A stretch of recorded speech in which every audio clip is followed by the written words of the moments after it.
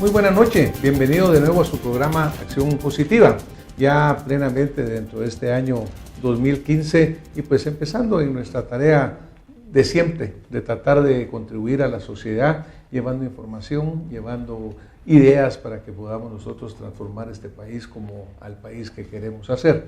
En nuestro programa anterior pues tuvimos de invitada aquí a la licenciada Silvia de Escobar, directora de DIACO, e iniciamos la plática sobre un tema como es la educación.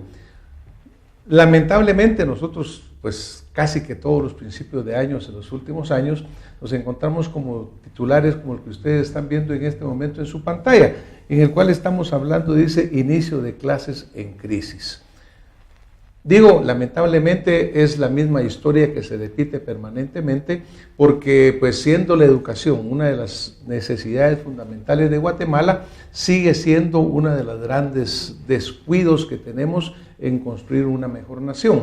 Pero en parte, en relación con la presentación de la licenciada de Escobar, pues empezamos a desarrollar ideas. Y para continuar con este análisis que creo que es muy importante para ustedes como padres de familia, para toda la sociedad guatemalteca, hoy tengo el gusto de que nos acompañan acá con nosotros en el set el licenciado Rafael Arriaga Martínez, quien es presidente de la Cámara de Educación. Él es abogado y tiene una maestría en Ciencias Políticas. Y también nos acompaña la licenciada Lucrecia de Palomo, ella es vicepresidenta de la Cámara de Educación, es pedagoga con maestría en Administración Educativa. Les damos la bienvenida, licenciada, licenciado Arriaga. Muchas gracias. Qué gusto doctor. Tenerlos a ustedes por acá. Gracias, doctor. Como hablábamos al principio, primero, por un lado, la deficiencia educativa en Guatemala es algo que sabemos que existe, es permanente y es lamentable.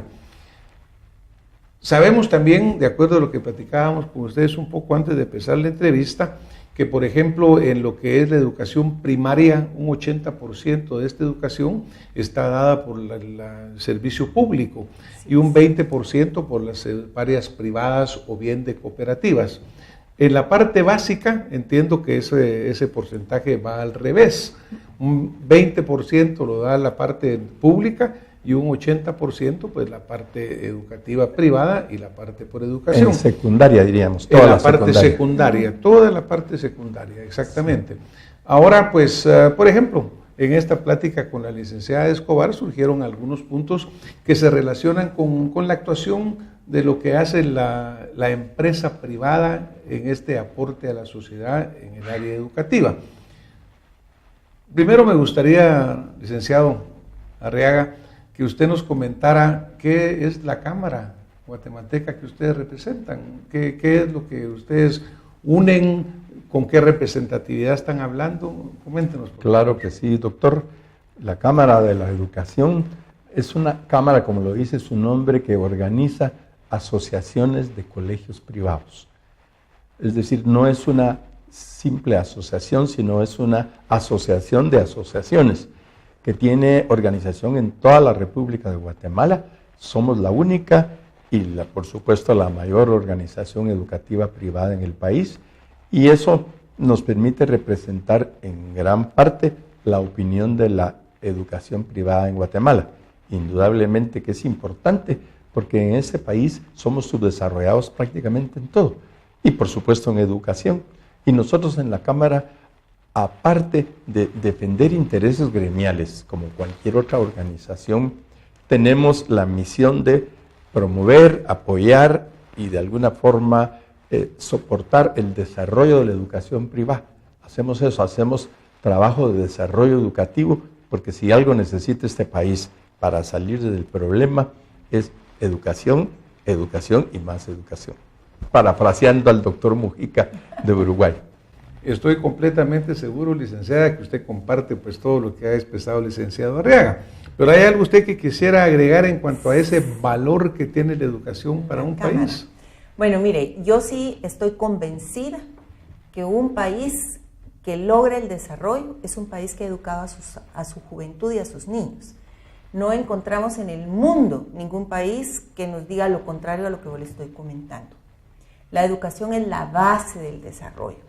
Lamentablemente en Guatemala esta área ha sido abandonada, ha sido descuidada, no por este gobierno, por el gobierno, todos los gobiernos democráticos, por los militares que tuvimos anteriormente, y si nos vamos a la colonia, también ahí hubo un descuido en la educación. Pero lo importante de la Cámara, creo yo, es que por primera vez en la historia de este país, las instituciones educativas privadas se vieron en la necesidad de unirse para poder buscar mejores caminos para su comunidad educativa. O sea, que los padres y los niños, los padres que eligen que sus hijos estén con nosotros, puedan realmente encontrar lo que ellos buscan, que no lo proporciona el Estado en sus instituciones públicas. Por eso surge la Cámara. Es una institución relativamente nueva, yo diría que es un infante en lo que es organizaciones. Tenemos 5 años de estar funcionando ya con una acreditación jurídica, y es algo que le hacía falta al país, y por eso estamos hoy aquí con usted, porque sí creemos que es necesario que los padres de familia nos vean como no nos ha visto el Ministerio de Educación en estos muchos años, como aliados, como compañeros del viaje de sus hijos. Nosotros tenemos la responsabilidad no solo de instruir a los chicos en los centros educativos privados, sino de darles una formación integral. Muchas gracias, licenciada. Hubo un presidente en Guatemala, que fue el presidente doctor Juan José Arévalo, y él, pues me recuerdo que uno de los fundamentos de su educación, de su programa o de sus objetivos, pues sí era la educación. Se hicieron aquellas escuelas tipo federación, etcétera, pero aparentemente a lo largo del transcurso hasta la fecha actual hemos perdido un poco el rumbo, particularmente en la educación pública. Aún hablamos de aquellas instituciones públicas a nivel secundaria que eran muy reconocidas, el Central para Varones, las normales, la Escuela de Comercio, pero desafortunadamente pareciera que eso ha cambiado, y por la estadística que ustedes dan de que más o menos en la parte secundaria el 80% está a cargo de la educación privada, pues se nota que eso se ha venido produciendo.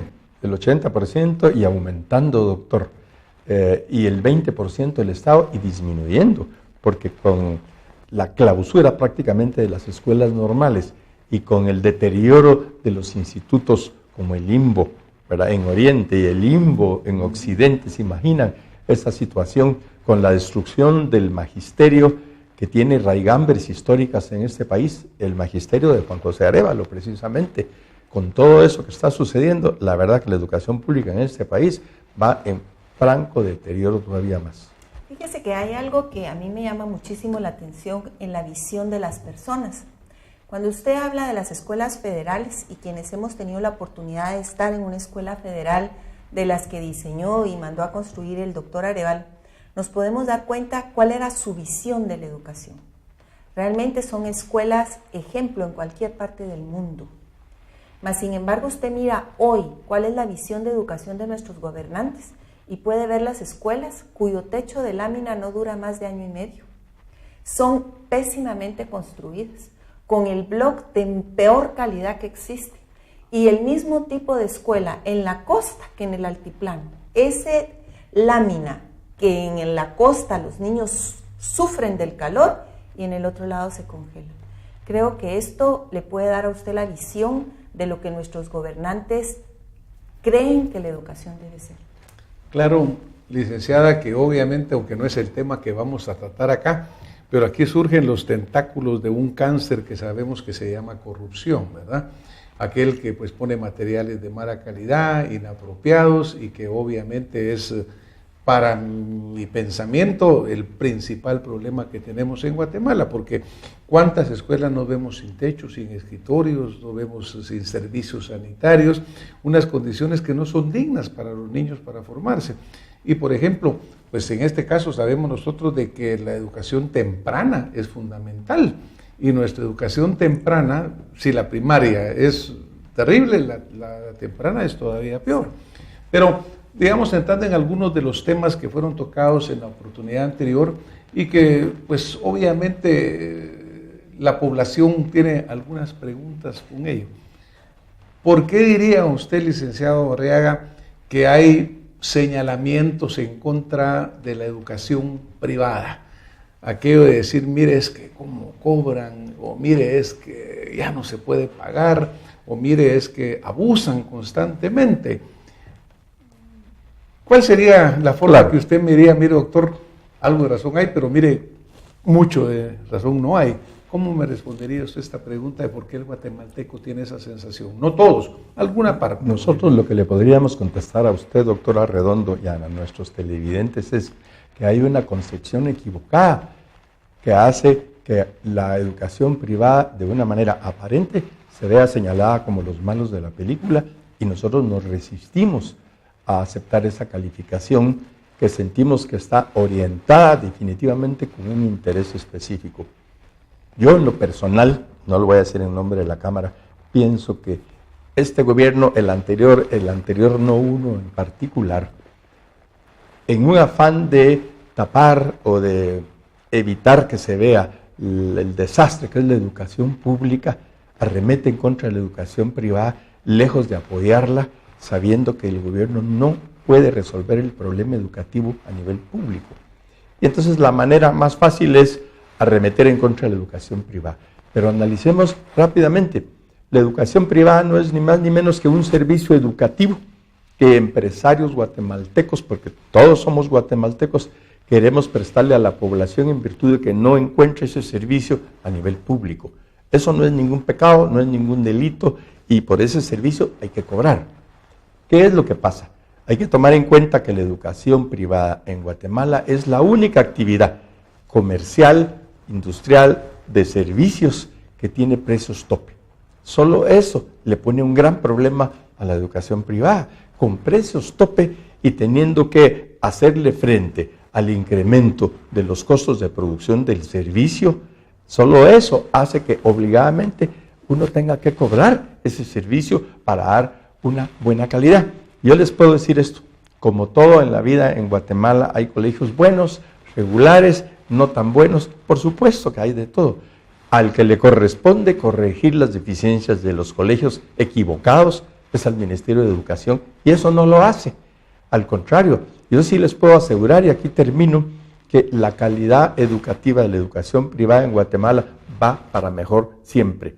La calidad de la educación pública va para peor. Ponemos rapidito un ejemplo, la tecnología. No hay colegio privado en Guatemala que no tenga laboratorios de computación, que no tenga definitivamente cañoneras en sus aulas de clase, que no tenga programas educativos en línea, que no tenga todo ese tipo de tecnología que nos pone a la altura de otros países. ¿Dónde está eso en la educación pública? En ningún lado. Pero todo lo que le acabo de mencionar cuesta, tiene un costo, es caro. Y entonces obviamente tiene que cobrarse ese servicio. Yo creo que también tenemos que pensar que la educación no es barata. Y sí es muy caro un pueblo no educado. Creo que el precio de las cuotas, como se llama en nuestro medio, lo que los padres pagan, va de acuerdo a un presupuesto de ingresos y egresos. Ningún propietario de establecimiento que yo conozco se ha hecho millonario por ser propietario de un establecimiento educativo. Realmente trabajamos en base a un presupuesto y las cuotas son solo el reflejo del servicio que damos. Dependiendo de lo que el colegio cobra, así es el servicio que le va a proporcionar. Usted sabe que el presupuesto más alto, los ministerios, el presupuesto más alto del Estado es el Ministerio de Educación. Mas, sin embargo, teniendo el presupuesto más alto, mire el estado en que están las escuelas.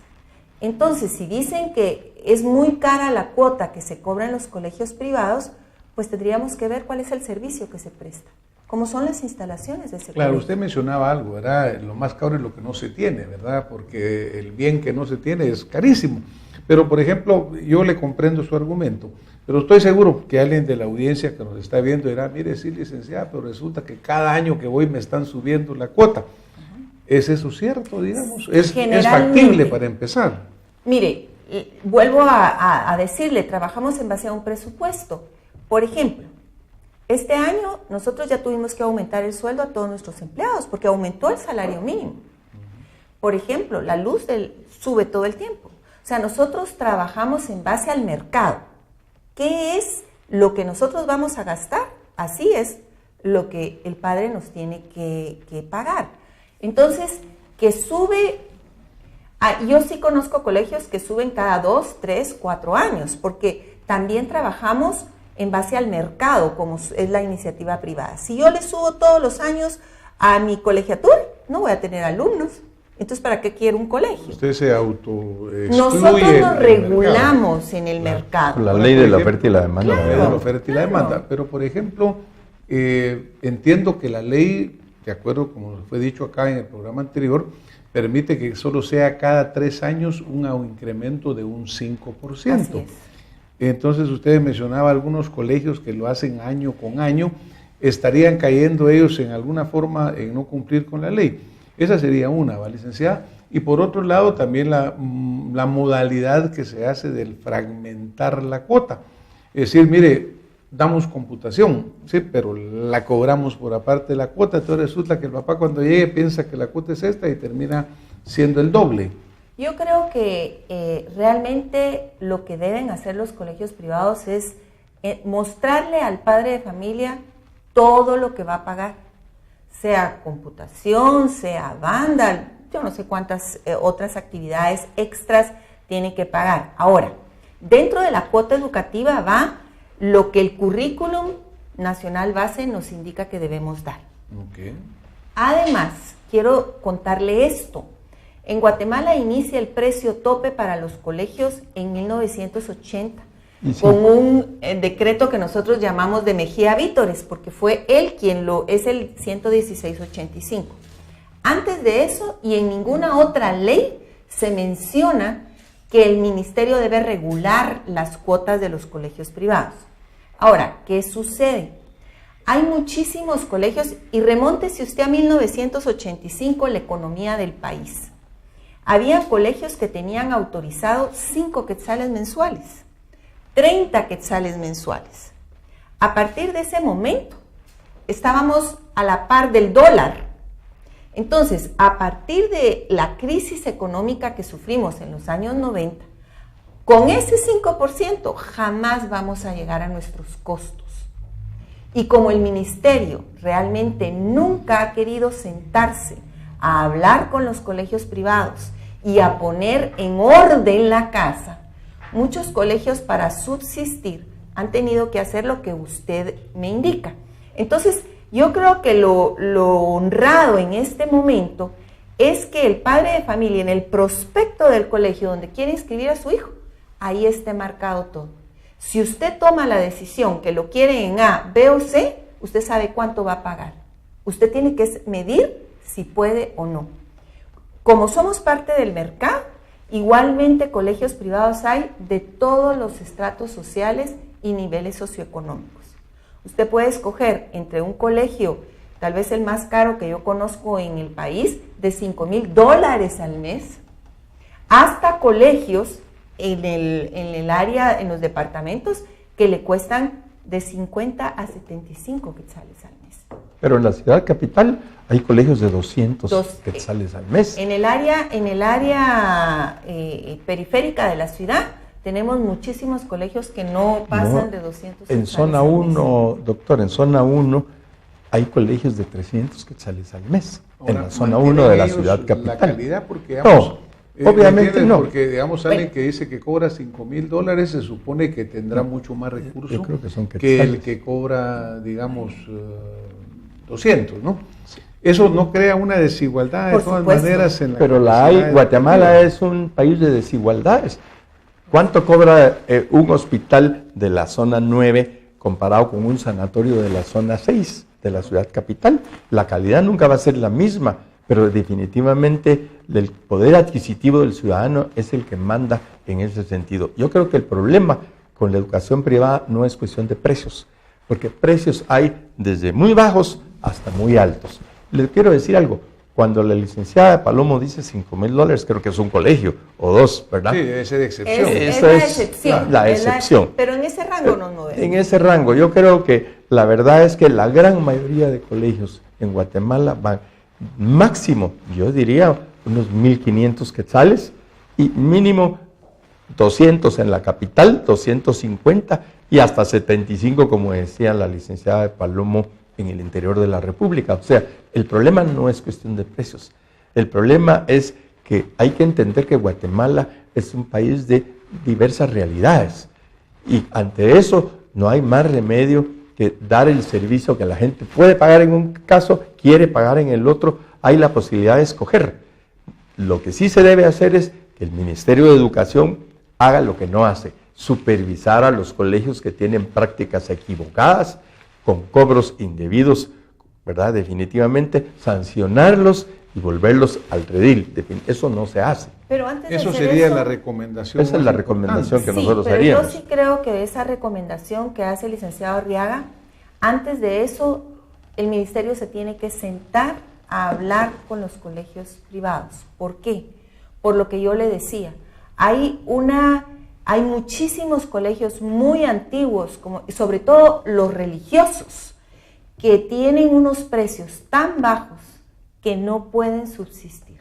Muchos están cerrando y es una gran pérdida para el país.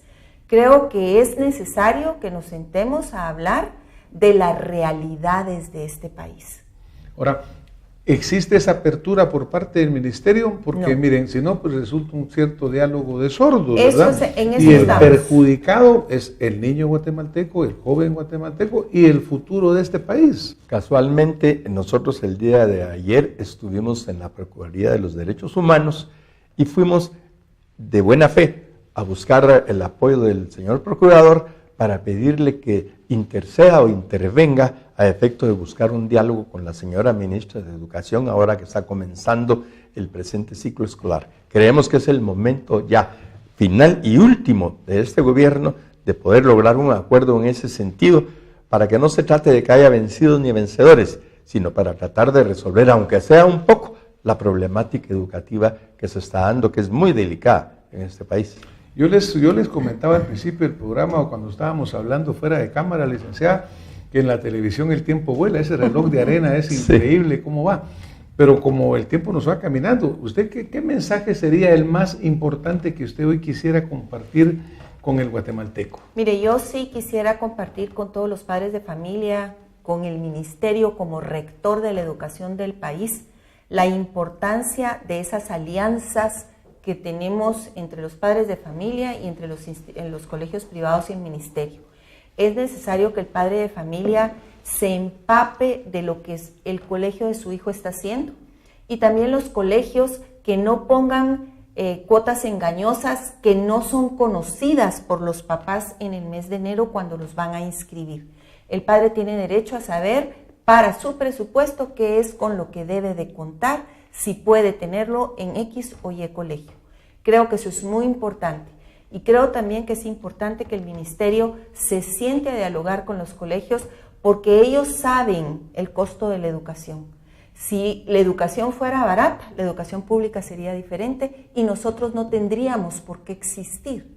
Existe la educación privada por las grandes deficiencias de la educación pública. Y claro, pues porque obviamente en un libre mercado tiene que existir esto, ¿no? La ley de la oferta y la demanda, como decía la licenciada Arriaga. ¿Algo para completar lo que nos comentaba la licenciada? Sí, yo creo que es importante que los televidentes y la ciudadanía en general sepa y esté segura de que la Cámara de la Educación está buscando soluciones a los problemas. No viene a complicar las cosas.